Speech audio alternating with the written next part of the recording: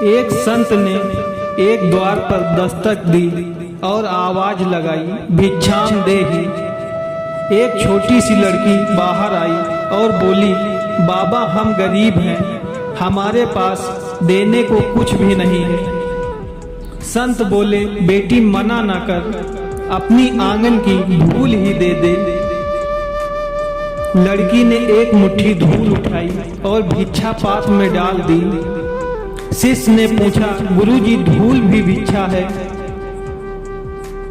संत बोले, बेटा अगर ये आज ना कह देती तो कभी दान ना दे पाती।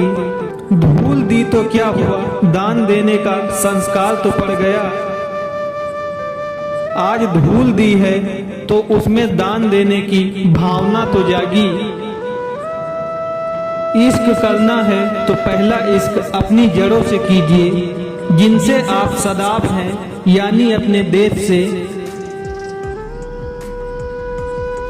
दूसरा उस दरखत से कीजिए जिसकी छांव ने आपको पाला पोसा, यानी अपने परिवार से। और तीसरा अपने आप से। फिर चौथे इश्क इच्छा हो तो उससे कीजिए जिसे आपके तीनों इश्कों से इश्क हो जाए। रोटी पर घी और नाम के आगे जी लगाने से स्वाद और इज्जत दोनों बढ़ जाती है। किसी को स्नेह देना सबसे बड़ा उपहार है और किसी से स्नेह पाना सबसे बड़ा सम्मान है। धन और यौवन पर कभी अहंकार ना करो, ये दोनों ही स्थायी नहीं है। क्योंकि धन तो कभी एक स्थान पर रुकता नहीं। जो आज आपका है वो कल किसी और का होगा। और यौवन तो आज तक किसी के लिए नहीं रुका। देखते ही देखते वह आपको वृद्धावस्था में छोड़कर चला जाएगा। इसीलिए समय रहते अपने धन का सदुपयोग करें, दान धर्म करें और यौवन की ऊर्जा से मानव कल्याण के लिए शुभ कार्य करें।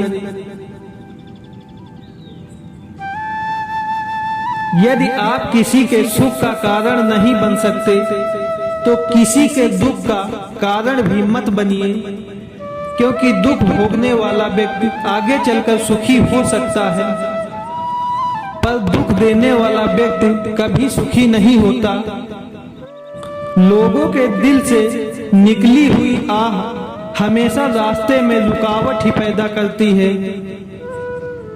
यह हमेशा याद रखना कि कर्म आपकी छाया बनकर हमेशा आपके साथ रहेगा।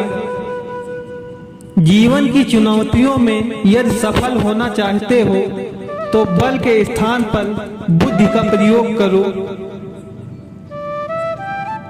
क्योंकि बल आपको केवल लड़ना सिखाता है, किंतु बुद्धि जीतना सिखाती है। जिस प्रकार दुर्योधन ने वासुदेव कृष्ण से उनकी नारायणी सेना मांगकर बल को चुना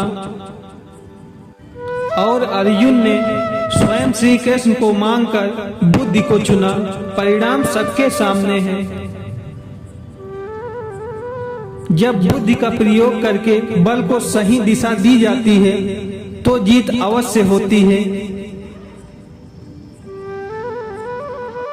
हर इंसान के पास इच्छाएं होती हैं, ढेर सारी इच्छाएं। इच्छाओं का होना कोई बुरी बात नहीं है। इच्छाएं ही इंसान को आगे बढ़ने के लिए प्रोत्साहित करती हैं। पर जब इच्छाएं अनंत हो जाती हैं तो वो सुकून को खत्म कर देती हैं। इसीलिए इच्छाएं इंसान के वश में होनी चाहिए, इच्छाओं के वश में इंसान नहीं। धनवान बनने के लिए एक एक कण का संग्रह करना पड़ता है और गुणवान बनने के लिए एक एक क्षण का सदुपयोग करना पड़ता है। इस जीवन का पैसा अगले जन्म में काम नहीं आता, पर जीवन का पुण्य जन्मों जन्म आता है। अपने समय का सदुपयोग करें, अपने जीवन को सही मार्ग पर लगाएं। फिर मिलेंगे दोस्तों अगली वीडियो के साथ। तब तक के लिए अपना ख्याल रखना और हमेशा मुस्कुराते रहना।